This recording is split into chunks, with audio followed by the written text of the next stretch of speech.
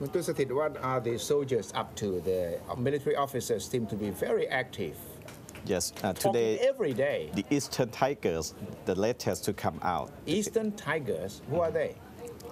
They're Bulapa Payak in Thai, Yeah. and they are known to be one of the most powerful, formidable force of the Thai army. Based in the east of Thailand, Yes. Prajinburi. Prajinburi, of Yes, course. and they have come out in almost full force to declare their support for the army chief. Yes. Why do they need to do that? We all know that they support their Yeah, boss. it sort of bring us back to the time of Sedang, right? Yes. When Sedang had a trouble with the former army chief Anupong, the same thing happened. And then what happened after that is everyone know what happened after that. Is it because Jatuporn Pongpan, one of the red shirt leaders, spoke on April 10th that infuriated that and what happened after that?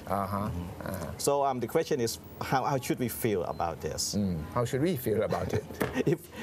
If we take the word of red shirt leaders seriously, we may be a little worried because they are accusing the army of using this situation to plan for something bigger and probably worse than this, maybe a coup. The red shirts suspect that this is a prelude to a coup. Yes, or something like they say this is something leading to the destruction of the Pheu Thai party. Yes. This is what the red shirt leaders are saying. What do the army people say about this? Well, if we look at the chronology, we can be a little excited, but Yes. we should not be worried that much. So we should not be paranoid. The chronology was that the army and the armed force leaders, they came out before Jatuporn went on stage to declare that there was going to be no coup in Thailand. The situation was quite good after that, but a few days after that, Kun Jatuporn went on stage on April 10, and everything went downhill after that. So the red shirt leaders can accuse the army of editing, but they have themselves at least partly to blame for the deterioration of this publicly, situation. the soldiers who have come out say that they are declaring their loyalty to the monarchy.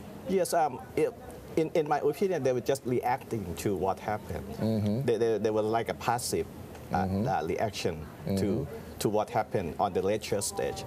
And we have our reporters monitoring what has been said on the stage. And we have to admit that it's something scarier than what they said on the stage during the last year rally. You mean it was quite provocative? Yes, really, really provocative. Was it intended to be provocative? Well, they have something to talk about, especially after the crackdown on their people. They have some ammunition to talk about.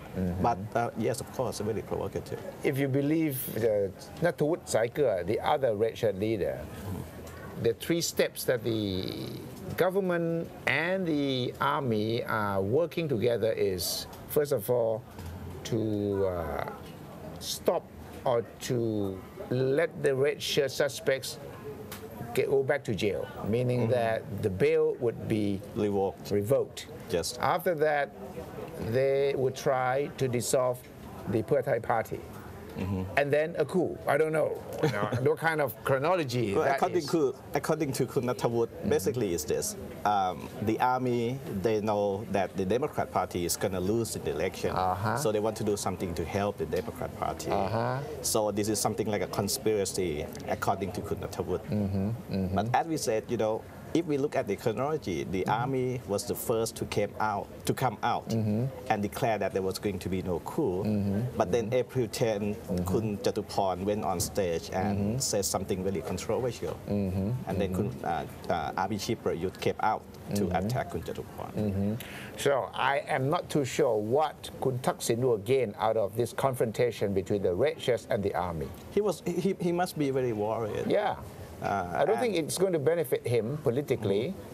There have been stories about pressure within the Pheu Thai party itself for Kun Thaksin to disband the party.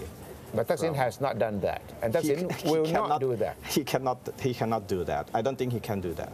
So it's much easier said than done to separate the red shirt movement from the Pheu Thai party. But it's not good for the soldiers or the army establishment either if this kind of rhetoric continues from the barracks. Well, it could benefit them in certain way because they have to do something to react to what has been said by the red shirt people. If they have done nothing, they would be criticized by some other groups in Thai society also. So to the red shirt, of course, or maybe to the international community, it's not good for them. It's bad for them to do this, but I mean for the Thai public, it's not that. For us, for the members of the Thai public, should be afraid, scared, excited. We can be a little excited, but I'm not going to be worried much about a possibility of a coup. I don't think it's going to happen. So we shouldn't panic. We shouldn't panic.